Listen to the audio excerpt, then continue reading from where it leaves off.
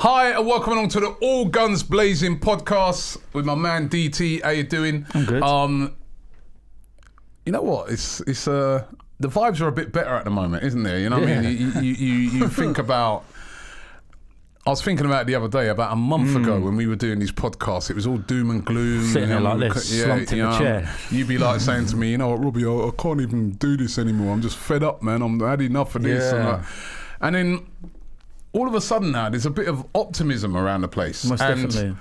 You know, again, we saw it in the game against Leeds United. We saw, again, Arteta in action. Yeah. Right? First of all, the first half, diabolical. Leeds, to their credit, they were absolutely brilliant, and they run us ragged in that first half under Bielsa. But then in the second half, a complete transformation. Complete transformation by the team, which was brilliant to see. But all credited down to the manager. Yeah. Arteta, and you even heard the honesty of the players afterwards. You know, I mean, when they were asking him in the interview, what did he say to you at half time? Lacazette saying he was shouting.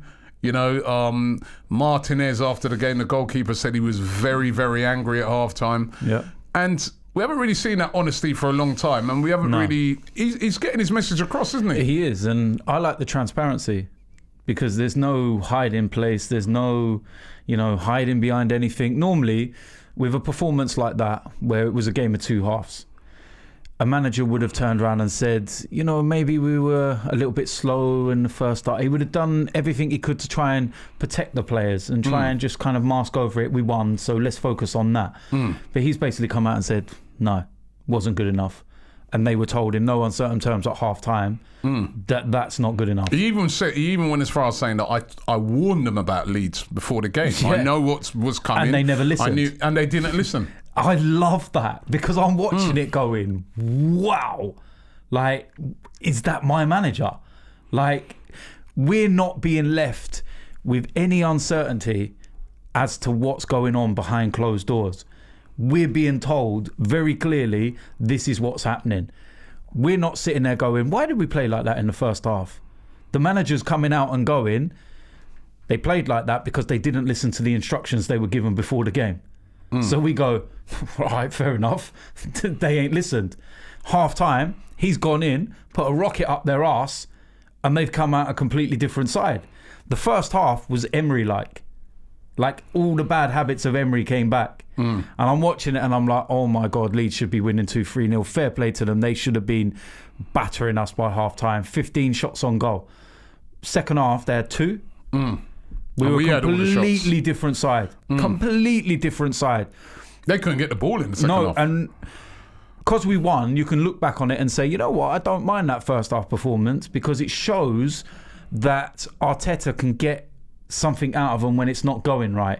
He can be that man that gives the hairdryer treatment, shall we say, because a lot of people have said, is he that kind of person? He doesn't look like that kind of person.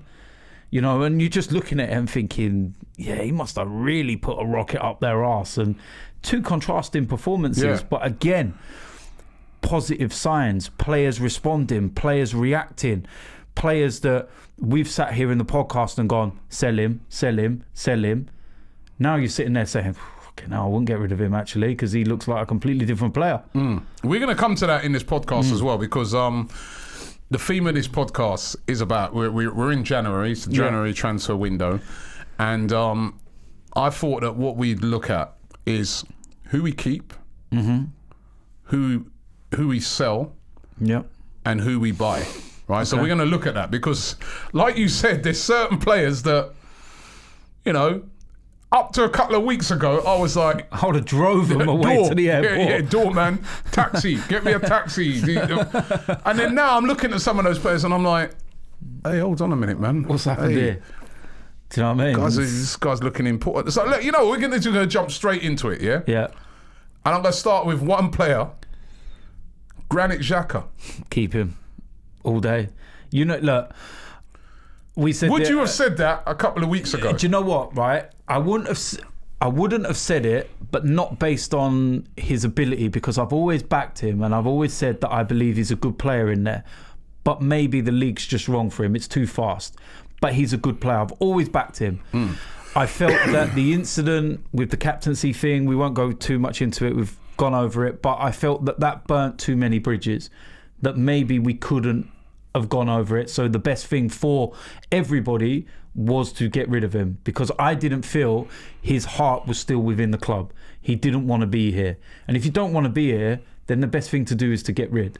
But since Arteta's come in, he looks a completely different player. He looks like... He looks an important player. He looks a captain. Do you know what I mean? Without an armband. You saw the other day when Reece Nelson was coming off the pitch. Oh, and he went up to him. He went up to him. You know, giving him words of encouragement and stuff like that. Listen, mate, look. I also saw in that game something that I've criticised him for so much over the years, and I saw him doing it, and I can only put that down to Arteta, and that was him picking up the ball and driving into space. Yeah, and do you know I've not seen it. I've always wondered, like, yo, there's 10 yards free in front of you, driving to that space. Why are you just passing it off? I saw him do that the other night. I was like, the cynical fouling. No, he's always done that. No, not to the extent of that. No, he's always done that. He should have had about 5 or 6 yellow cards. No, come on, man. He's always done that. Have you seen that image of Louise, Lacazette and Xhaka all laughing to each other? I would genuinely love to know what they were saying that made them laugh so much. Well, the referee, to be fair, he was very consistent. He allowed everything. Yeah, you know what I mean? He just basically said, "Yeah, you don't crack on, get on with it," because both teams are fouling. But honestly, we would have thought, you would have said to yourself, sell this guy. Oh, yeah. I mean, I would have. I would have been like, like you said, with all what happened with the captaincy thing, you don't want to be here. You're not even really producing either. But then Arteta's come in. He seems to have found his rightful role. He seems to be getting him playing.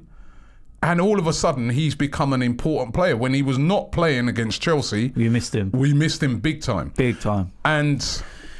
Keep. I think we keep. You got to. You got to. And there was reports this week saying that Xhaka's even spoke publicly and to people close to him and saying that his head and his mind has been turned now to stay at Arsenal. Something's happened. And we've both met him. And when we met him, he was quite an impressive guy, and he was a guy that really seemed like he loved this club. But even after that incident, I was like, hold on, nah.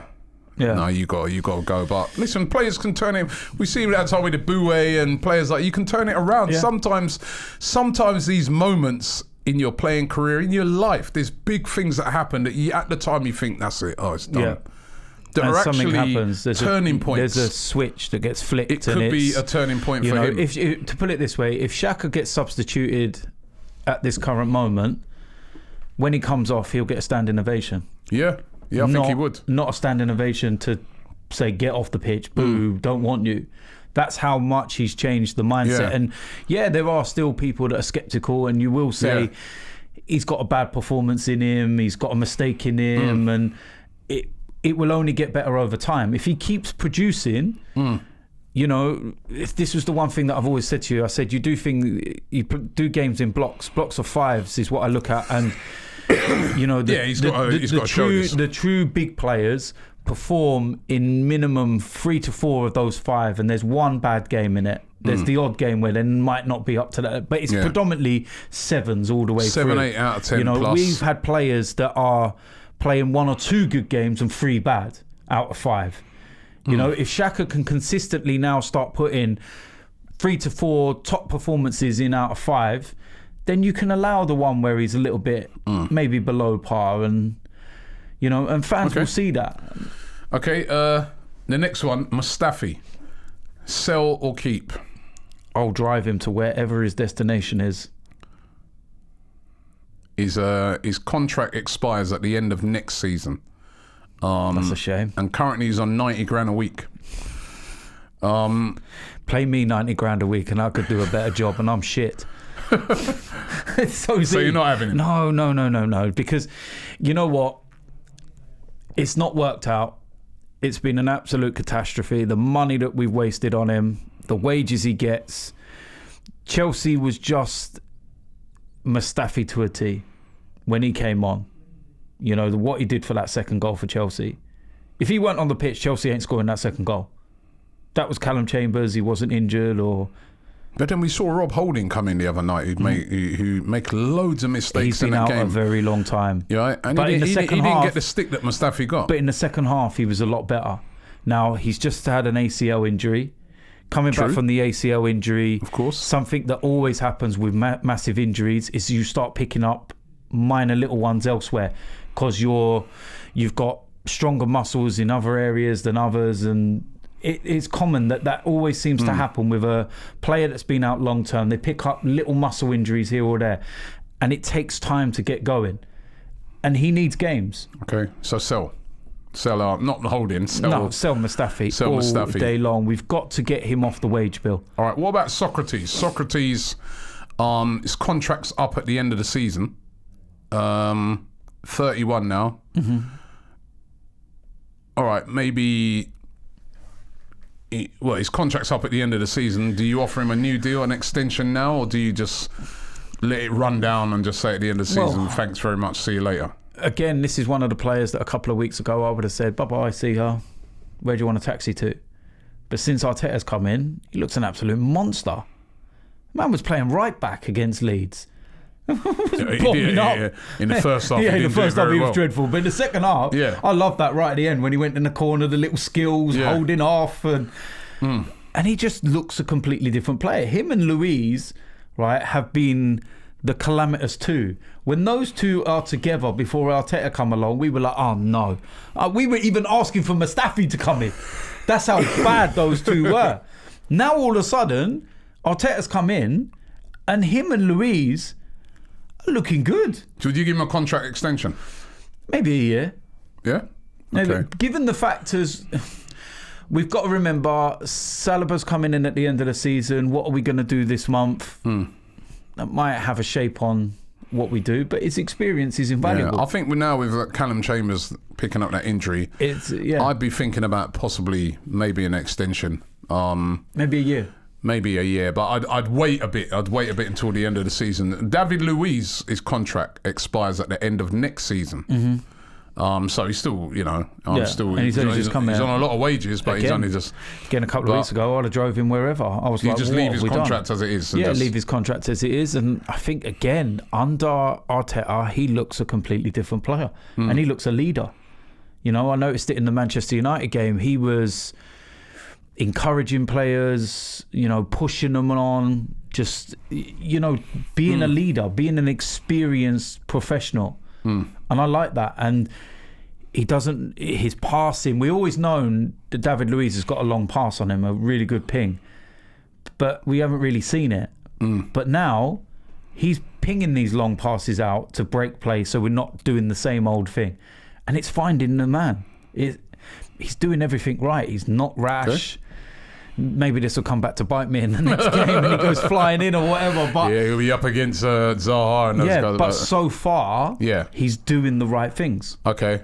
The big one, or the big two, right? Number one, Ozil. Contract's up end of next season, but could cash in on him now. I don't think we could cash in on him because who's going to pay the wages? There's the big sticking point. If it was half of 350, then I think we might get someone. He's definitely not going to go to China. That's for sure. That's out of the window. You made sure of that one. That's definitely out of the window. So we can't get him over there. Do they have that kind of money to pay the wages in Turkey? I don't think so. But what are you feeling? Do you think we should keep him? Under Mikel Arteta, again, we keep going back to this point. Under Mikel Arteta, you've got to go under who's manager now and what he's getting out of him. Mesut Ozil is clearly an important figure in Mikel Arteta's plans. And all I've seen in the last 4 games is a player that looks completely different. He looks like he's enjoying himself. He looks happy. Again, he looks an important player in the team again. He's working hard. That's the key. He's working hard. He ain't going to create chances every single game, and he ain't going to put in the two kind of performances that he put in against Chelsea and Manchester United every single week, but we want to see some work. Even against Leeds, I still see him working. I want to see some more goals from him as well. It would be nice to see goals. He doesn't score enough goals. We need more goals from midfield, and he's capable of scoring goals. He is, but I think he has always been predominantly the one that rather just lays it on a plate. Yeah, but sometimes, I know. bang it. I know. You know? I know. That is, the one side. But again, under Arteta, he looks. If we can keep this Mesut Ozil that we're seeing play at the moment, why would you sell him? Okay, Aubameyang. Keep him. Who has got, again, contract up at the end of next season. Now, we could cash in on him now. We could cash in on him. My big argument could get a big fee. We had this argument, and my argument is, where are we going to replace his goals? That's the problem. What would we get for him with a year left on his contract at 31, 40 million? 40 million, about that. I think we'll get, because a lot of clubs, we're getting to that stage now where you've seen it with a lot of clubs that might be interested in a player with a year left. And a lot of clubs now are going, no, you know what, I'm not paying 40 odd million for him because he's got a year left, I'll wait. Bayern Munich are the prime example of that. They just wait. But I think it's very important that Arsenal secure Aubameyang down to a new deal. I mean, I know he said he wants to stay, and that's absolutely brilliant. It's been nice to see him what he came out with. However, also we need to get because if he's going to leave for nothing, I know what you're saying. But where do we replace him? If we don't sort out a deal, for him, right.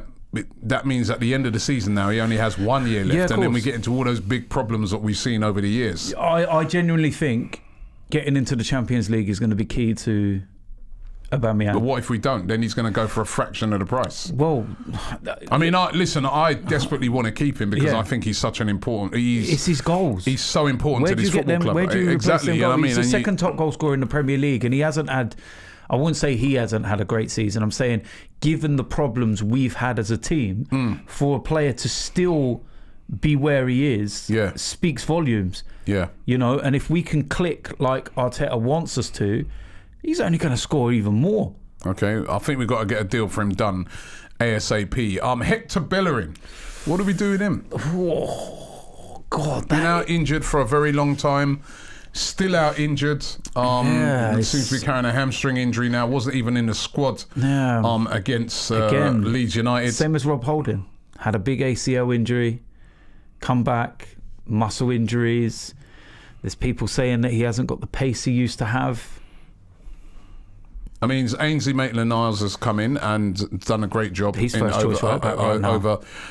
But without him, we saw the other night that we had to draft Socrates in because you haven't even got Callum Chambers who can cover it now. We haven't got there's a problem in that area. Depth. We haven't got depth. Do you cash in on him now and then go and get a new right back? Or do you say, no, we stick with this guy and let's wait until he gets fit? The thing is, right, is that everything's very much hearsay. If you could wave a magic wand and give me Hector Bellerin from when he broke onto the scene, the pace, the power and everything else, we'll take that. I ain't got a magic wand. Yeah, exactly. So give me your decision. So I'm looking at it and I'm thinking, given his injury, could he be what Arteta wants? Maybe not. So? Maybe cash in because he's got a long contract and you can get a bit of money for him. Okay. I know who I'd like to get in. Who would you get in for him? Max Aarons. Okay, and there's been talks of Max Aarons from Norwich, hasn't there? Yeah, I would. He's a quality player, and obviously we know people from Norwich as well, and he's one that's always stood out from when he burst on the scene. And even last year in the Championship, he was one of their best players. I think he's a modern day fullback, shall we say? Is the best way of putting it. So you're saying sell Bellerin and bring in Max Aarons? Yeah. Okay, all right. What would you do? Would be very interesting to. It's tough because, like I said, if you had a magic wand, you'd keep Hector. It's very tough because, the guy as well has been out for so long. You've got to, I think I'd at least keep hold of him till the end of the season. I need to, if I was a manager, to the end of the season, I'd be looking at it and saying, I need to, for a guy who's been out this long, I've got to show a bit of faith to see if he gets back. Season, but if he did get back and he doesn't look himself, then you got to make that really horrible and tough decision for the club rather than for the individual. And it is tough and it is horrible. But I'd agree with you. We'd have to cash in. That's what I said. Give it till the end of the season because you can't take that gamble anymore of having no one else there. Yeah. So you know, and it's what not about a holiday camp. Mavropanos? I would get rid of him. I feel that he's been here a long time. Again, seems very injury prone. Burst onto the scene. I remember the performance at Manchester United when he came in, and we were like, "Whoa, we've got ourselves a defender here." But then, straight after, he went to Leicester and got sent off. And always injured. Always injury prone. Completely. Is he what Arteta wants? I don't know. He's back fit, but he didn't start the other night, which maybe says something. Yeah. Arteta sees him in training. I think it might be time to cut ties and get rid. Okay. There's a couple of players that are low-knee players. So Eddie Nketiah. Rumours that he began out on loan to Bristol City or Forest or Sheffield Wednesday. You agree with that, or do you think we should bring him back? No, I think he should go out on loan for the rest of the season. I don't think he's going to get a lot of game time. I'd rather see him play week in, week out. And it's very clear that Arsenal want him to play week in, week out, which is why we've called him back from Leeds. In the performances that I watched him for Leeds, every time he come on, he scored. He seems very clinical, very Ian Wright in terms of one chance, bang, goal. You know, but Leeds weren't playing him. They preferred Bamford. Then he picked up that injury. And Arsenal have obviously identified that they want him to play regular to go into next season. So you've got to presume that he's been called back for the sole purpose of going out on loan. Okay, Emil Smith-Rowe. I think he needs to go out on loan. I do. If we can get him as part of the deal for Upamecano. Said this before now. Because you're still dreaming of that, aren't you? I'm still dreaming a bit. Still dreaming of that signing. But okay, well on that, what do we need? Players that we should buy. Now you've been talking about Upamecano for quite a long time. Yeah. So if we sign him, I'm taking full credit. I can't see it happening. I know, in January. I mean, you know, as I've said to you before, he's in the Champions League. Yes, they're top of the Bundesliga. Why would you leave? I know. I've seen all the reports. There's reports saying that Leipzig will let him go, but not until the summer. They'd be mad to let him go before the summer. They've got a chance of winning the Bundesliga. I know. I feel Bayern Munich must be in about 5th, 6th place. Yeah. The only thing that I will say is that if we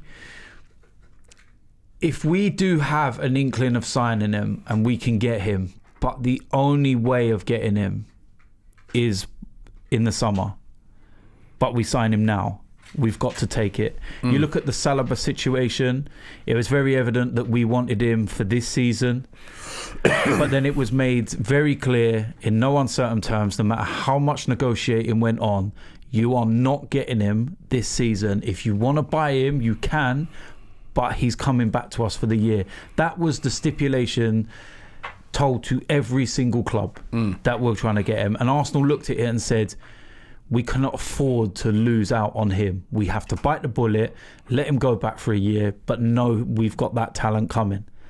And I feel that if that opportunity is there, we can't miss out on it. Yes, we do need something now, but if the opportunity arises where we can get him and we have to wait till the summer, like what Chelsea did with, what's his name from Dortmund? Last season, Pulisic. Got him in January, waited till the summer. I feel if that's the only option, we have to get that done and then maybe look at something else for the next 6 months. All right, what about this one? Talking in Germany, there's another defender over in Germany, Boateng. Jerome Boateng. Yeah, well, 31 now. Everything I've just said then can play centre back. Everything I've just back. said fits into what could possibly happen if we cannot get Upamecano until the summer. We need someone for the rest of the season. A loan move. Jerome Boateng, maybe. And I know a lot of people, everyone seems to be an expert online about players, and people will talk about Boateng's not the player he was. He's not. He isn't. Messi twisted him up, probably ruined his life in that game.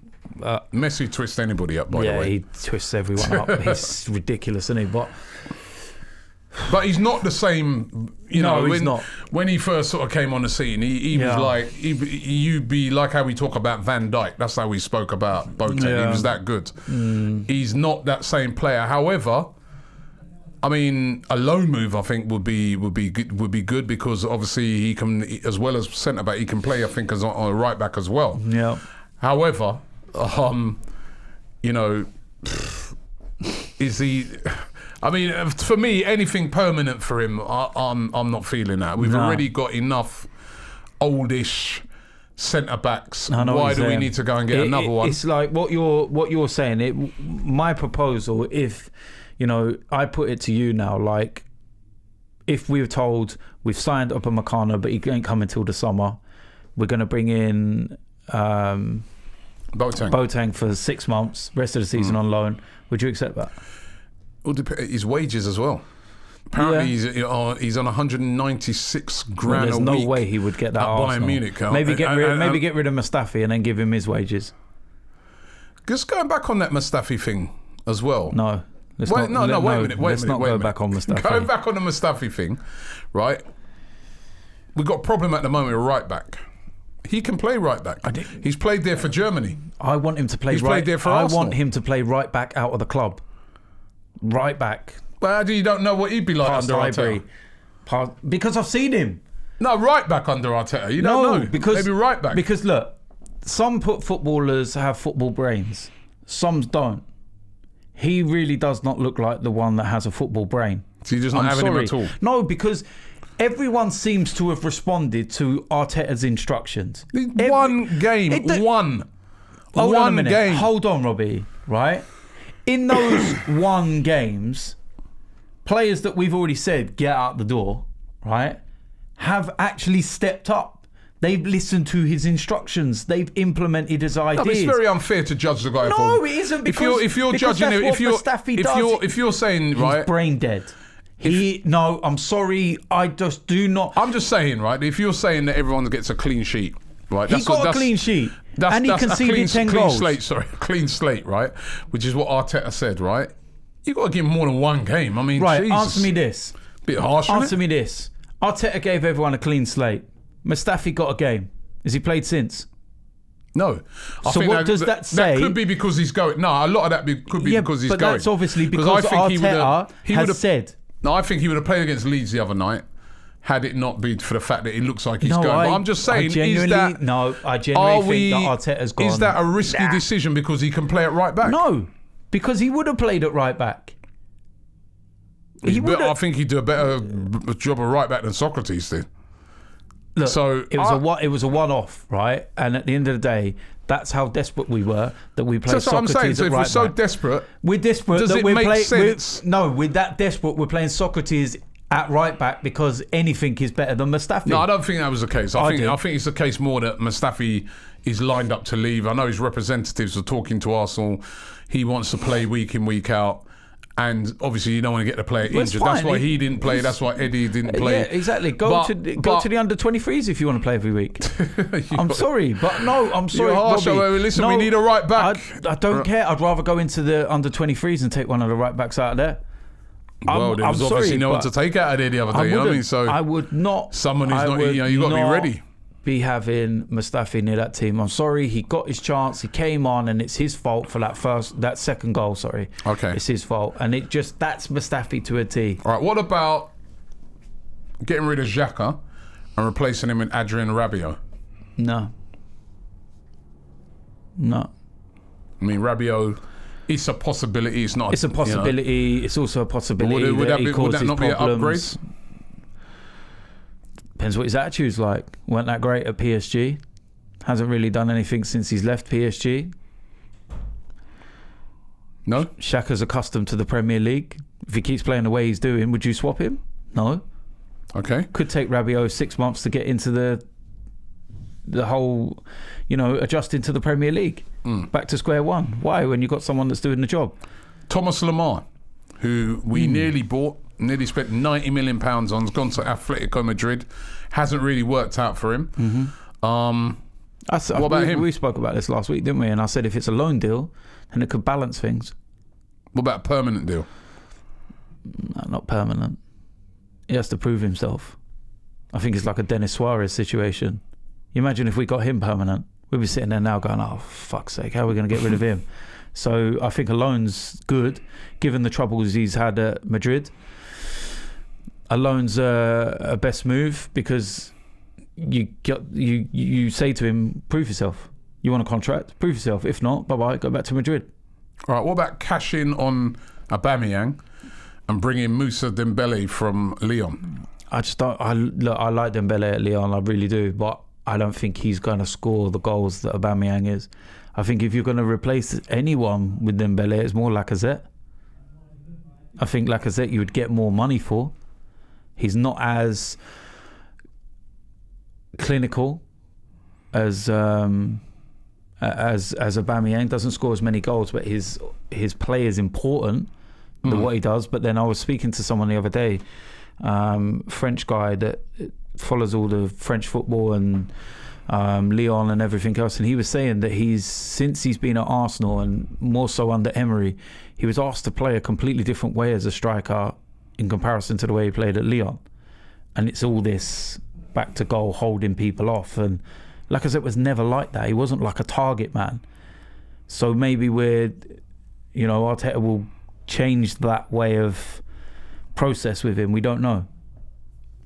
So, and speaking about him, actually, it just made me start laughing as well about that meme. Did you see that meme that went up the other day about Lacazette? And it blew up, didn't it? It had like over 100,000 likes, and Lacazette himself started pissing himself laughing there. There's that video of me celebrating a goal from a couple of years ago, and I'm going mad celebrating a goal, and then I kind of just stop, and everyone around me stopped, and we're like, it's offside. So they used that, and they put the caption saying about Lacazette finally getting a call up to the France squad, the French national team. Then realising that it's for World War III, not the Euros. And then Lacazette's obviously seen it and put like 30 odd laughing emojis and stuff. I saw that. That was funny. But yeah, it's I wouldn't want to get rid of Lacazette, but I would say if you're doing a comparison of players to swap, then that would be more the likely one. All right. Well, so we put a lot of players out there. I thought you was going to say you'd done a poll, because I was going to say you've been slacking on your polls. I know, I've been getting hammered about polls. Hammered about polls. We're going to do a poll, right? No, we're not. Every time he says it, he don't do it. And of course, you can watch a Transfer Daily every day. We talk about transfers. The players that have been linked with a January transfer move to Arsenal. And we never signed. No, listen, I remember. You know what? I always remember when we signed Aubameyang. Right? And I remember I did a video with Guillaume Balaguer, where he was talking about the links. I remember some of the comments. And people absolutely hammered him. You chatting to that fraud? Right? He don't know nothing. He don't know nothing. He ain't coming, chatting shit. They were saying the same thing to me.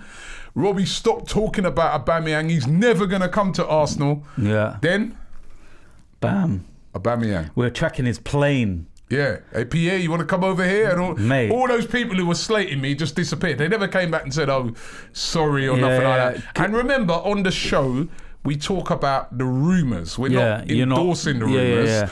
Do you remember We're trying the to leaks? Decipher those rumours to find out whether it could... Do you remember the leaks with Aubameyang? It was some of the best moments ever, because I don't know they who tracked got the plane, like you said. It was even before that. I don't know who got the pictures, but there was a picture of Gazidis.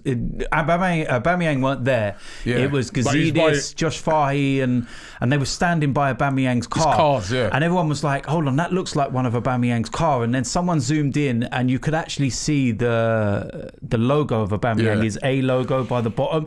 And then someone was like, yeah, but he hasn't got that car. And then someone went back and found a company that actually supplied the car, and they got the pictures of it, and they're like, hold on a minute, but that's a German. No, it must be a coincidence. And then on the day he got on his plane, someone got pictures of him at that same airport of him and all his family coming over, and then they tracked his plane, and it was just like, it was unreal. It was unreal. God. I remember when we signed Ozil. Oh, mate. And if you can go back and still see the videos of that on AFTV, when people just piled out into the streets. They were stopping traffic. and like laying in the road. It was like, they go, this is it. And I remember there was one fan. He goes, this is it now. We're gonna challenge now. We're gonna sign lots of players. And we'd been so deprived of signings. Oh, that was a beautiful feeling. Mesut Ozil was that first one where we went into the big money bracket. 40 million 6 years ago was like what Man City spend now. We were entering the big boy bracket. We were like, finally. All the promises of why we moved to the Emirates is coming to fruition. This is it. We're going to win the league, the Champions League, the World Cup, the Euros, Eurovision, everything. We're doing it all. And we won the FA Cup.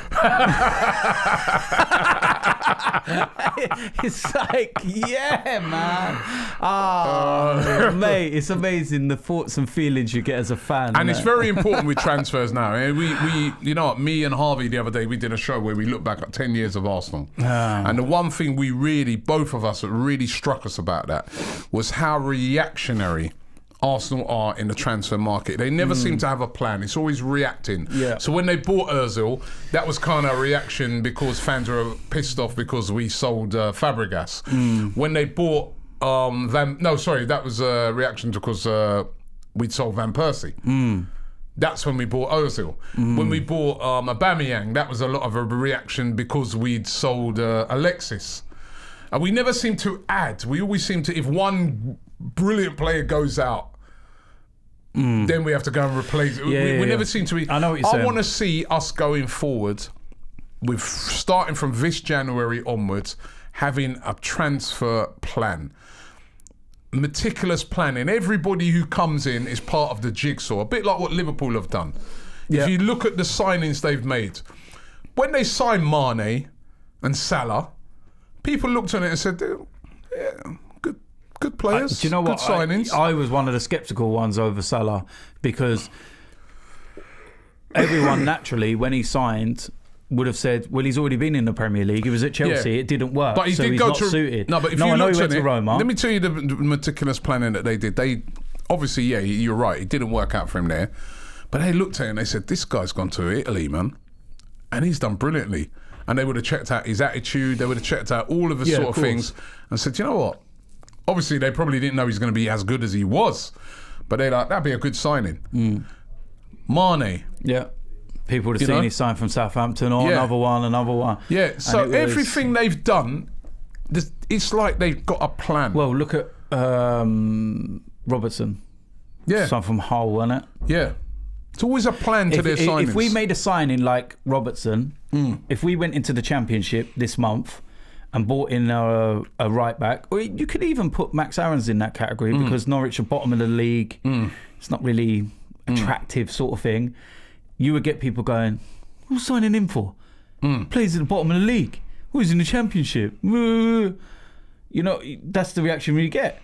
You know, when Liverpool Robertson, I think because over the years we've had, that he would have turned over out the way years we've been, like you said, so deprived of the But I want to see us now just have a plan. So like we put the right people in place in the right positions, and maybe that's why I'm getting excited with Arteta, because I'm saying to myself, he could be the guy to fulfill this plan, to carry out the plan, because in a way expectations have been lowered a bit. Even in the choice of manager, it wasn't the manager that we all at first wanted, but maybe that's a good thing. Yeah, I know what you're saying. And maybe because Arteta is Arteta, we're now saying, well, you know what? It's a project now. Yeah. We've got to start We've got to lower our expectations. Got to lower expectations. And maybe that's where we need to be at the moment, where we just say it's a project. Yeah. Because that's what Liverpool did. When and anything more is a bonus. Yeah. When Klopp came in, it was a project. They were excited. Obviously, Klopp's a much bigger name than Arteta. And he'd, won the league before in Germany and stuff like that. But it's a project. They started it first couple seasons. I get what I get what you're saying, because they had the Europa League and they lost that final, didn't they, to Sevilla, Emery as well. But they lost that, but they wasn't disheartened by it. They were like, it's a progress. They looked on it as a project. They were seeing progress. Under this new manager. And they were seeing an identity. And they were seeing an identity return to Liverpool. And they were like, we're going to stick by this because we can see progress. Yeah. Whereas when we got Emery, we weren't seeing progress, and we were kind of going, the identity we got to the Europa League final, but and we're like, the identity's really gone, and we're like, ugh, you know what I mean? But people were giving him a bit of time because after all the years of Arsene Wenger and that, people were like, well, we're prepared to give you time, and then it went horribly wrong. But I think with Arteta, again, it's going to come down to these guys backing him, but it's not backing him with billions. It's backing him to get the right signings and backing him to move out the right people. And again, that's when I'm even the theme of this show: keep, sell, buy. You know, because it's going to be very important. Liverpool did the same. Liverpool, they've not thrown money at Jurgen Klopp and said go and spend. Yes, they've spent the money on Alisson and Van Dijk and everything, but they sold Coutinho for that. Yeah. So you've got to remember, it's not like they've gone, here's 70 odd million, here's 50, 60 million for a keeper, they had that money because they've speculated to accumulate. They've got rid of one, bought in 2-3 more, so they're living within their means as well. So Arteta's the same kind of principle. And, you know, I see some people say that, you know, the way we've started under Arteta, maybe we should have got him before Emery.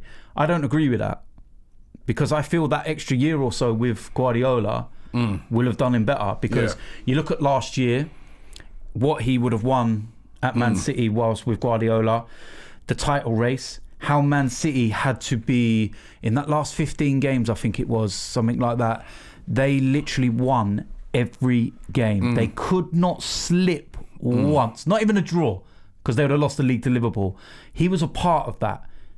Winning mentality. Exactly. Then they won the FA Cup. They won the treble. They won everything. Yeah, apart from the Champions League. Apart from the Champions League, but they won everything in domestic. That's the first team to ever win the domestic treble. First team to ever do it.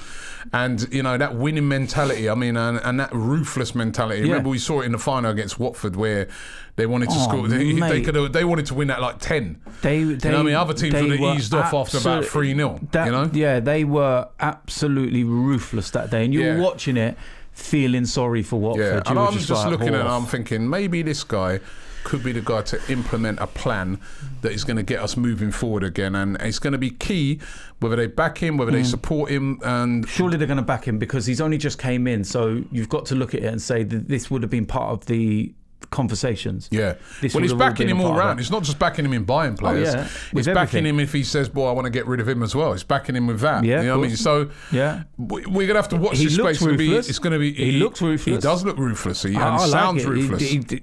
Look, the fact that before he came, Aubameyang and Xhaka were two players where it looked very much like they wanted out of the door. Since Arteta's come in, both those players have made it pretty clear that Arteta has come in and changed things around to the point where they're like... And he's come in and said, I want these guys. And Aubameyang has put in programme notes. These are his own words in the programme. I love that. Captain's programme notes. And he's saying very clearly, you know, and there was an interview that come out yesterday.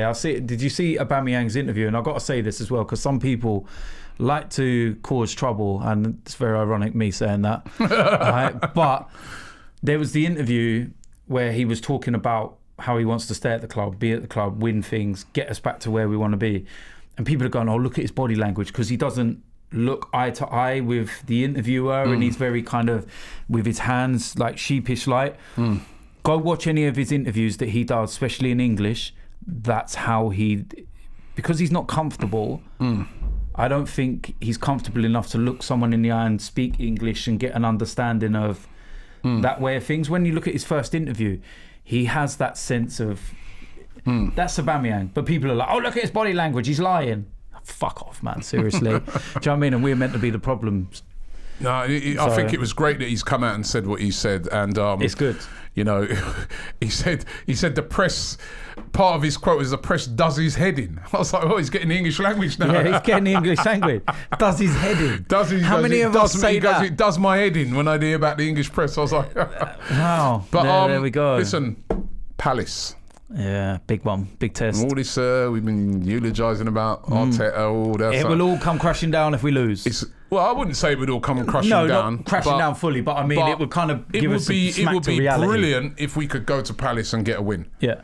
It's a difficult place to go to. It's a difficult place to go. We've predominantly got a good record at Palace. I know we had the 3-0 there and everything else, and lost there last year, didn't we? Yeah. but predominantly we have got a good record at Palace. We know how Palace are going to play. Yep. We know you that saw what they've done to us this season. Yeah, the Saha's the danger man.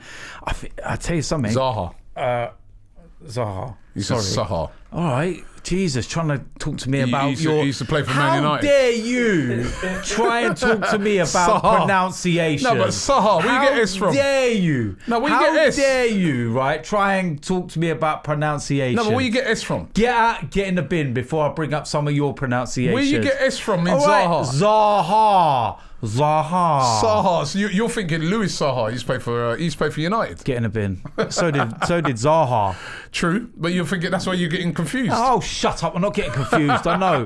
One's called Louis, one's called Wilf. All right? But you put me off my tracks now. What's he talking about? You're saying we know about Zaha. Yeah, they've lost, what's his name? For the Milivojevic. game. Yeah, you got a stupid red card. There's no way I was pronouncing that. But that red card. Yeah, that's a stupid red card by him. Because you can guarantee we'll give a penalty away. And he always scores penalties. He scores penalties. So yeah.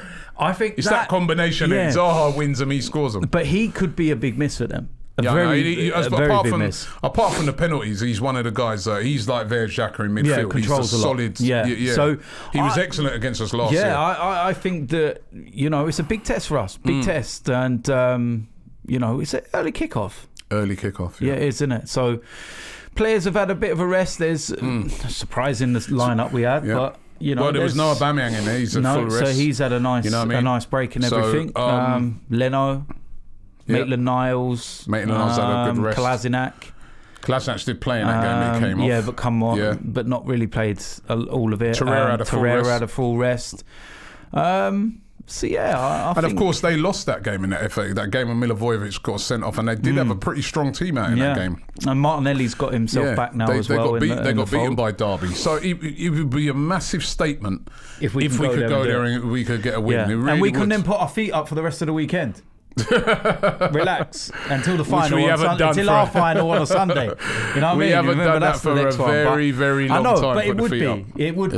It's like what I will say to everyone is that because we're the first kickoff, don't put us in your accumulators.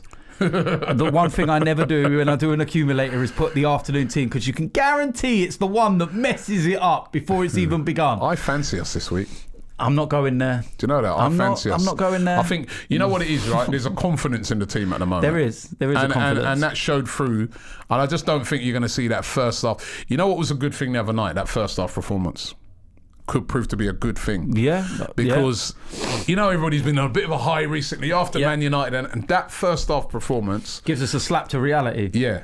And made people realise and made those players realise that, it's still in us to do that crap. Yeah. But what it also shows is that the manager can get what he wants out of us at half time. And then also, the manager's going to be saying to him, I want high intensity from the start of that game. I will not accept what I saw against Leeds. It's going to be a good thing. How many times this season have you seen us play shit in the first half and we've sat there and gone, need to sort it out second half, need to sort it out. Yeah. And they've came out and they've been crap. We've got to start a game. Mo, when I was interviewing me, always says this, right? He goes, we play 90 minutes. We have so many games over the years where it's like 45, 50 minutes. Yeah. We've got to come out. And I think some of the key players in that game, I think Pepe will be a key player in that game. I really do think this guy's starting to, again the other night, it was his little run that led to that goal. I think he's that guy that it was the defender sliding in to try and stop him from getting the return. Yeah, because I think, Palace, one thing about them, a very well organised, well drilled side. I think somebody like Pepe might be the sort of guy who can pull them out of their shape a bit. Obviously, Aubameyang's going to be important. It'd be great to see Lacazette on the score sheet. And I think Ozil's going to be very, very important in that game. Away from home. And remember Xhaka, didn't Xhaka score that screamer there last year? Was that last year or the year before? Yeah, no. Didn't we win there last year? He said we lost. Yeah, it was a year before. Where we lost there last year. The green kit, wasn't it? He scored from the edge of remember he scored that great goal. Yeah, I remember all his goals, man. My guy. Palace has been a bit. Sometimes it's been a good, but then it's been. I remember the time when people were Bellerin and that got booed there. Ooh, you know what I mean? I wouldn't say it was Bellerin. It wasn't Bellerin who got booed, but he got the brunt of it. He got the brunt of it because he was there. He was on that hand side. Yeah, so it's a tough place to go to over the years. It's a tough place. It's they'll be up for it. Ground, isn't it? Yeah, they'll be up for it. But I fancy us. I really do. I think we get a win. Optimism is there. It's not going to be easy. No, it ain't going to be easy. I am going into the game confidence, but I don't want to say too much too soon because we do need to keep our feet on the ground, and we do need to realise that it's a process. And we've said many times there's going to be bumps. Calm down, as Claude said the other night. Calm down. Calm down. Proper Victor Meldrew, isn't he? My God. But everybody just calm down. Calm down. Thing is about it, he's probably right, isn't he? Yeah, he is right. He is. And I've said it to you as well, that we need to remember that there are going to be bumps along this road. Yeah. And we are going to lose games from now to the end of the season. If we didn't, bloody hell, I'd be buzzing. But, we've just got to take each game as they come. Okay. And then evaluate those games individually. We can't look at the Chelsea and the Manchester United performance especially and go, okay, we're going to go and deal with Crystal Palace in this game because of the way we played against Man United. Each game individually, and then we assess each game individually, and we'll see where we are. Well, brilliant. Well, listen, thanks for listening to the podcast and watching the podcast today. Don't forget, we'll be back next week with the All Guns Blazing podcast. The links, do you want to say it? Yeah, the links will be in the description. Links to what? I'm not even going to go. I'm not even going to see? Because I'm bored of saying it because we do it every single week to you. Well, you have to remind people. It's either me or Brendan or someone behind the camera going like this to you, going like links, and you're like, oh yeah, links. Links are in the description. No poll this week, no? It's no poll. Are you sure? No poll. Can I do a poll? Huh? Can I do a poll? I don't know. But you've got your polls are going to be a good poll. What is it? Who's going to win the Blood Brothers Cup final on Sunday? All right. Put that AFTV or DTFC? Okay, put that in the poll. Can you actually pull it up though? Yeah, we'll put it up. Brennan, put that poll up. Because you know he won't. Right. The links are in the description. And of course you can download it on iTunes. You can Spotify. It's available on all of those formats. And we'll be back next week. And we're still excited for Arteta era. Definitely. But the board have to back him, like how the fans are backing him. That's one point. The players are backing him. That's another point. Mm-hmm. The third most important point is the board have to back him, and the owners have to back this guy. If he gets that full backing, then we can start moving forward.